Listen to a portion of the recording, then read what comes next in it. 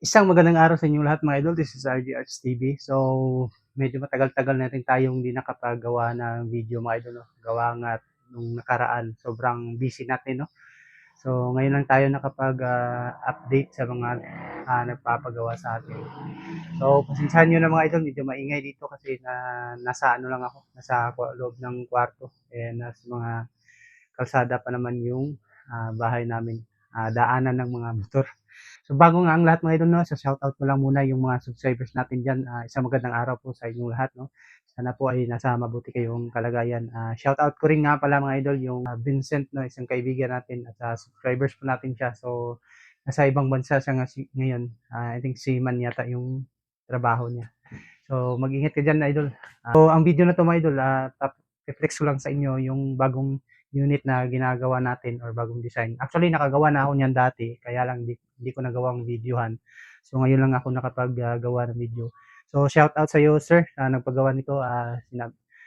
Sinabi niya na pwede hindi na lang daw banggitin yung pangalan niya sa vlog. So, eto ngayon, sir, ito yung unit mo, papakita ko sa iyo.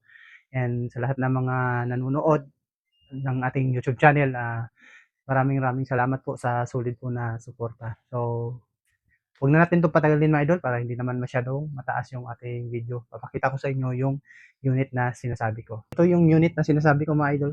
Pinagawa sa atin 'to. Isang bullpup design, no, na pinagaya sa atin ng may-ari. So, kakatapos ko lang 'to kasi medyo matagal na rin kasi 'to sa akin. Almost 1 month na ata, hindi ako nagkakamali kasi naabutan kami ng seminar tapos may mga kampa na nangyari. Tapos may nangyari pa dito sa amin. So, yun. Kaya medyo natagalan yung pagkakabuo natin ng kanyang unit. So, ito pong bullpup design na pinagawa niya sa atin mga idol. So, papakita ko lang kung paano siya mag-work, no? So, as usual pa rin yung ating ginagawa. Pero yung pinagawa niya nga pala mga idol, hindi kasama tong scope. Unit lang yung pinagawa niya. So, kulang pala nito is yung kanyang open sight. So, lagyan natin siya ng open sight kasi wala siyang scope na kasama. So, para if ever makabili siya ng scope or magamit pa rin niya, no? Kahit sa open sight lang. Ito pala yung picture niya, yung pinagaya niya sa atin mga idol ito. Ayan. Pero hindi ko ginaya lahat yung details niya. May papaliwanag lang ako kung bakit hindi ko siya ginaya lahat. So, papakita lang na working talaga siya, no? So, open natin yung kanyang pinaka-side lever. Sa personal unit, gagawa ako ng personal unit ko pero try ko gumawa ng dimagasin mga idol na naka-side lever pa rin. So, ito natin. Yan. Lakas yan. So, pangalawa.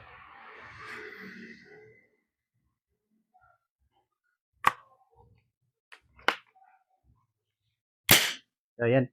Napaka ano niya, napakalutong pumutok. So, iisa-isahin natin yung specs nito mga idol. Papakita ko sa inyo kung ano yung mga specs na ginawa natin dito sa ating unit na bullpup design. So, umpisa na natin mga idol, no? So, papakita ko lang sa inyo kung paano siya baklasin. Actually, napakadali lang siyang baklasin kasi tanggalin nyo lang tong tatlong screw. May tatlong screw ako nilagay dito. Isa dito na magkabila, tapos isa din dito banda. Yan siya. Hindi naman tatamaan yung pinaka-stopper ng laruan natin kasi nandito yung kanyang pinaka-T niya. Tapos nandito yung stopper niya. So, malayo siya doon sa nilagyan natin ng screw. So, meron siyang unang specs nito pang idol. Meron siyang BSE black powder scoop. 16 by 44. And then, naka-side lever din yung kanyang mechanism ng kanyang bolt action. Side lever barrel. So, yung pinaka-barrel pa rin na ginamit natin is aluminum. 4 pieces pa rin, no? Tapos, yung pinakahaba ng chamber natin, barrel natin is nasa 28 inches. So, nandito lang siya, no? Dito yung kanyang pressure, dito banda. Tapos, dito yung, ano ng, pinaka main barrel natin. So, nasa 28 inches lang yung haba niya. So, yung kabuuan pala ng unit na to, kasama na to na yung kanyang bat is nasa ano lang siya, 95 centimeter, 3 feet, lagpas 3 feet, 3 feet in 1 inch. So, ganun lang siya kahaba, no? Then, yung pinaka-ano nga pala, yung sa picture pala na pinakita sa atin mga idol is, yung dito, hindi ko ginaya yung dito. Yung katulad nito, yan sa picture nakikita nyo, yung lagayan yung kanyang railings, wala to. Wala siyang suporta dito. So, dito yung kanyang pisa yung lagayan ng railings. Hindi ko siya ginaya kasi yung nasa picture kasi bakal kasi yun. So, okay lang kahit walang suporta dito. Matibay yun. PVC to. Tapos konti lang yung lagayan ng ating scoop mount. Kaya nag-decide akong lagyan dito ng suporta. Tapos may ano din siya dito. May dalawang screw na nilagay ko dyan. So, ang pinaka-chamber pa rin natin mga idol is 40mm, no? 40mm. So, babaklasin natin to mga idol.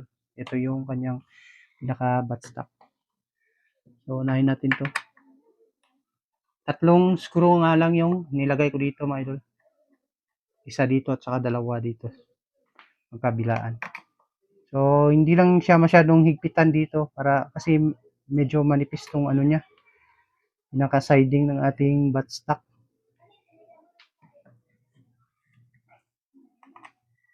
So, unahin ko lang papaliwanag ang ating buttstock. Yung ginamit ko pala dito na wooden buttstock mga idol is mahogany lang siya.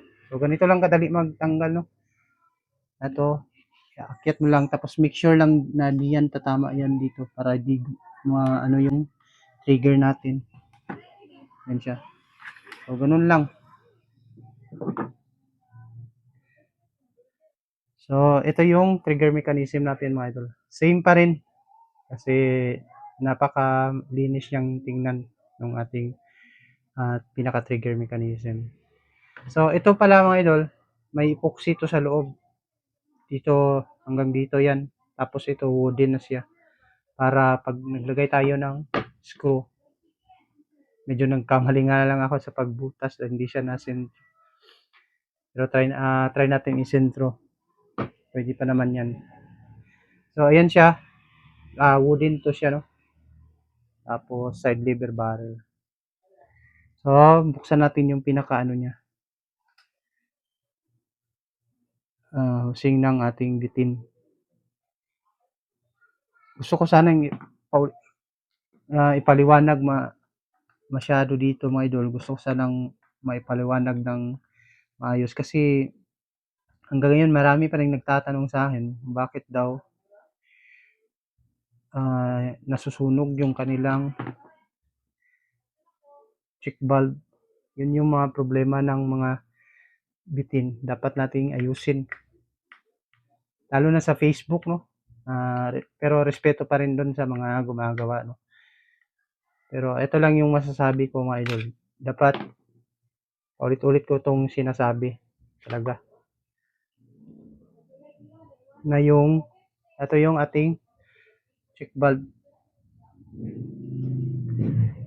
So, buksan natin yung kanyang check valve. Nilagyan ko pala siya ng marka dito para hindi tayo maligaw.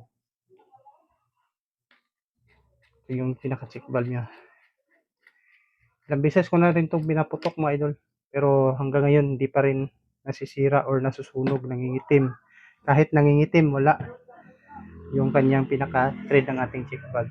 So, ang ginagawa kasi ng iba mga idol, ulit-ulit ko talaga itong sinasabi, no, na kapag gumawa kayo ng check valve, yung pinaka-thread ng inyong yung female adapter, huwag niyo siyang putulan.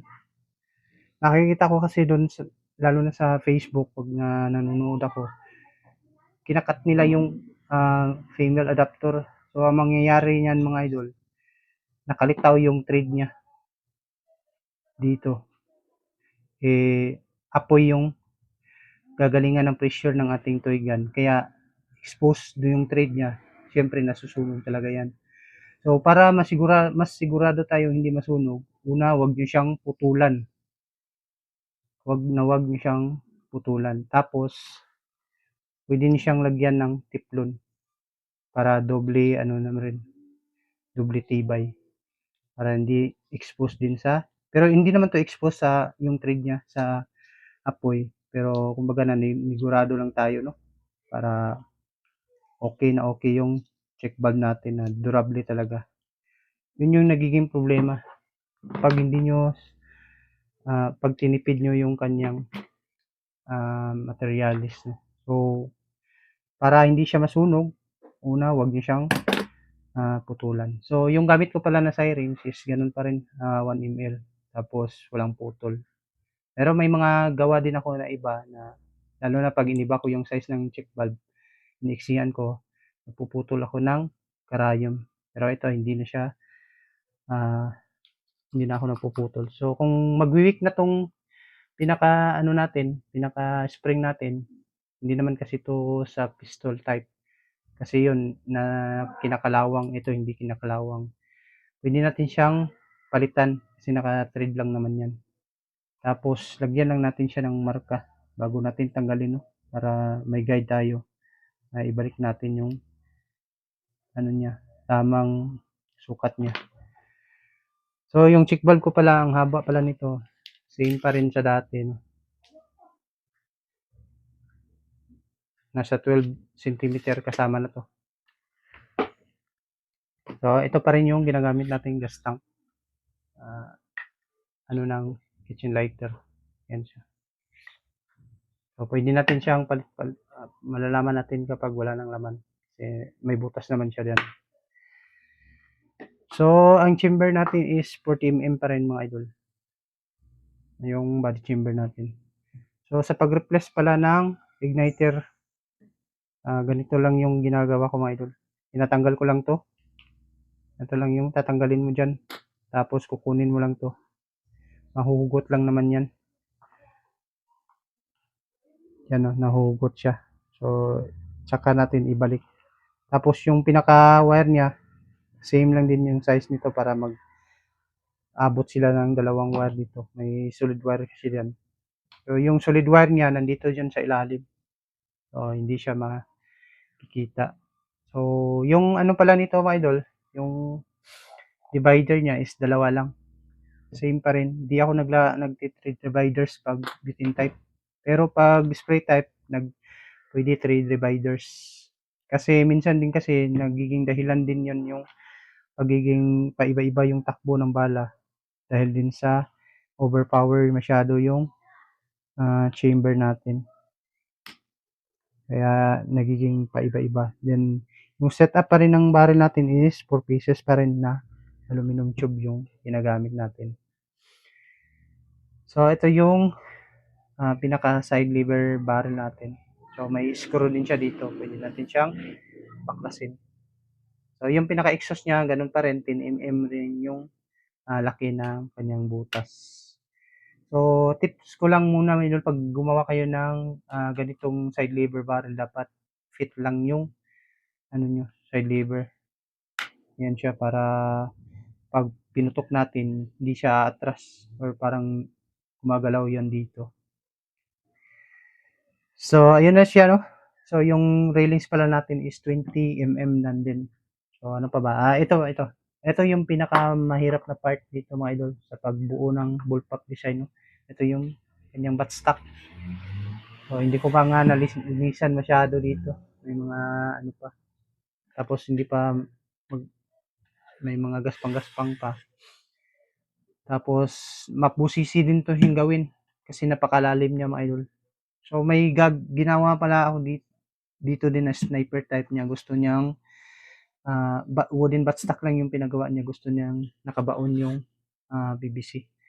So, pag bumili kayo ng wooden, dapat yung size na piliin nyo is yung 2x6. Yung sukat niya para makapal pa siya. Pwede nyo pang, tapos unahin nyo lang. Next video, may ginawa akong nag-video ko nito, pang paggawa nito. Kaya makita nyo kung paano ko siya Ito yung una kong ginawa mga idol sa pagbuo ng buttstock. Ito yung unahin mong gawin para hindi mabiyak kapag nag-design ka na. So ito yung pinaka natagalan ako dito, mga 3 araw ko ata yun na gawa. Ito. Yung may router yung kaibigan ko, hiniram ko. Pero hindi siya yung bala niya hindi aabot sa hanggang dito, kaya dito lang banda. Tapos yung ginawa ko, binarina ko na lang siya ng paunti-unti. Tapos tinigib ko siya. Gumamit ako ng tigib. So, niluwagan ko muna pala dito ng kaunti para in case na maano yung chamber, pagkakalagay natin bituid, pwede pa natin siyang i-align kasi medyo maluwag pa siya dito. So, napakahirap talaga gawin ng ganitong body chamber.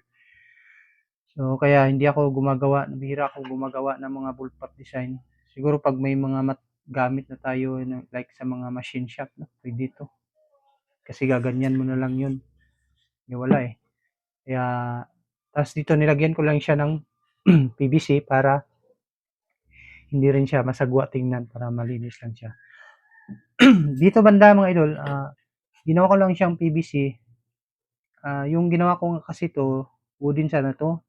Kaya lang napag isip-isip ko mga idol, kapag nabagok, pwede siyang mabali kasi hindi pwedeng ganito kapal yung ilagay mo dito. Pangit din kasi tingnan. Kaya nag-decide akong ikat na lang siya dito. Tapos lagyan ko na lang siya ng PVC dito. So, isa pa sa mga i-explain ko sana mga idol, kapag gumawa kayo ng chamber nyo, mas maganda yung kulay blue yung gamitin nyo kontra dito sa mga orange na PVC. Kahit na sabihin natin makapal. Iba kasi yung quality ng kulay blue na chamber. Makunat siya mga idol, hindi kagaya ng mga orange na PVC. Katulad nito, makapal siya, pero kung sa tibay, mas maganda yung kulay blue na PVC. So, nirequest din pala ng may-ari na may lagyan natin siya ng barrel band. Pero sa picture na pinapagaya niya sa atin, wala siyang barrel band. Meron lang siyang design dito, yung dalawa.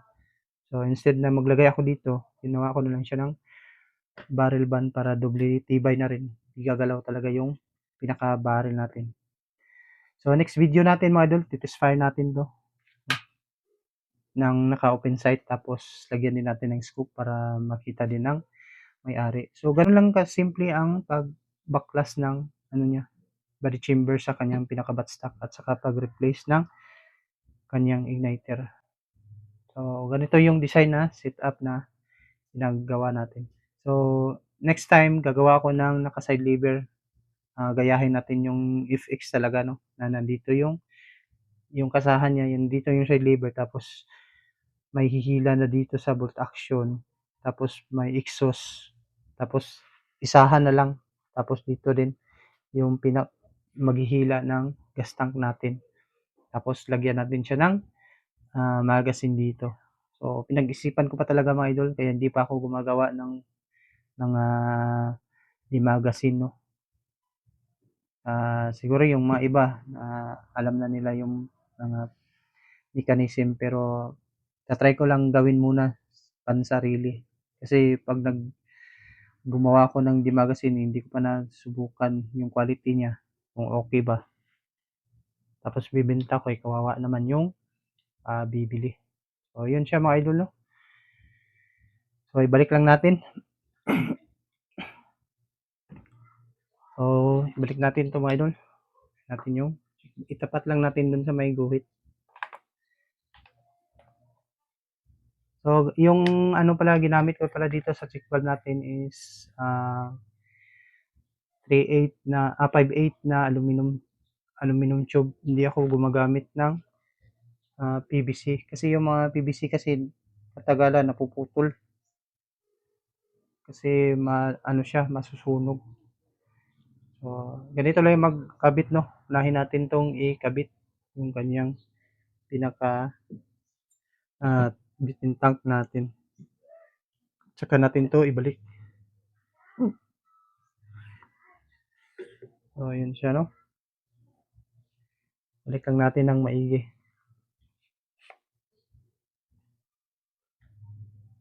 Tapos balik natin yung nilagyan ko pala siya ng screw kasi mas maganda kasi yung may suporta siya dito banda para hindi yuyuko yung ating ginagawang toy gun.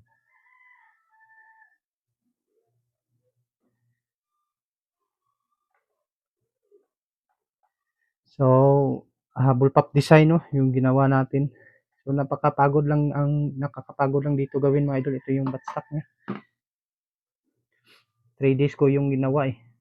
Napaka ano. Pero yung sa labas niya, makinis na dito. Yung dito na lang banda. Yung pinaka loob niya. Pero hindi naman yan makikita. Lalo na pag wala kayong sariling gamit. Napaka ano talaga gumawa ng mga toy gun. Kahirap. Yung iba nga, hindi nila magaya-gaya. Pero may mga iba din na nakukuha nila yung sukat kaya pumuputok.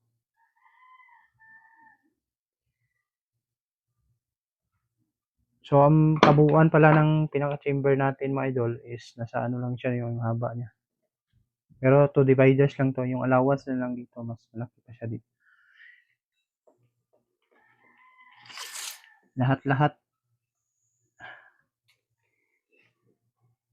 57.5 cm lahat nung pinaka ano niya. Pero yung pinaka chamber lang natin nasa ano lang siya no. 14 inches yung pinaka chamber natin. So dito din di rin siya mahuhulog kasi may nakaharang siya dito tapos may screw pa. So ganyan lang sir no.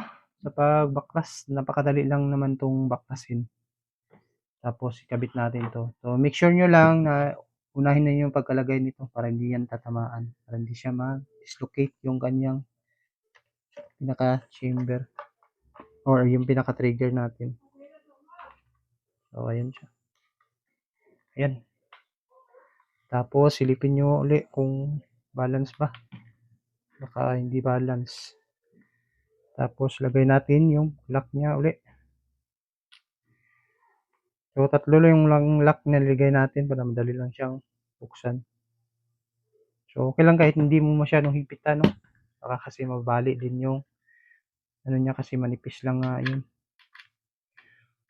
May hindi pa nga may iba rin palang hindi ko ginaya mga idol. Yung dito na may design kasi dito. Hindi ko na nagaya kasi napaiksi yung pagkakat ko nito. Kaya hindi ko malagay-lagay. So ganito lang yung setup. So mamaya baguhin natin to para center talaga yung pagkakabutas natin. Pero okay lang naman yan basta wag lang tamaan yung wire niya sa loob. So yun lang siya mga idol. Napakadali lang siyang tanggalin. So ito nga pala mga idol, hindi siya mahogani. Ewan ko kung nung kahoy na to kasi hindi rin siya tugas. Yung mga luma na kahoy, yung nag-renovate dito sa bahay, dinugtog ko lang siya dito. Tapos sinunog ko siya at saka niliha.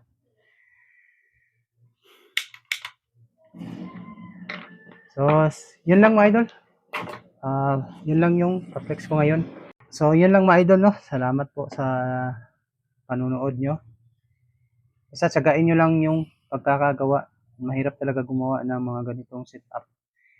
Kaya medyo may kamahalan din pag binenta. Kasi matagal siyang gawin. Napakabusisi niya talaga. So, yung pagbala pala natin dito, ganun pa rin, no? Yuko natin, tsaka pwede natin siya balahan. Tapos push na yung bitin. Tsaka kalabit. So, sa next video natin mga idol, papakita natin yung accuracy nito. So, yun lang mga idol. Salamat po sa inyong walang sawang suporta. So, God bless po sa inyong lahat. Isang magandang araw po.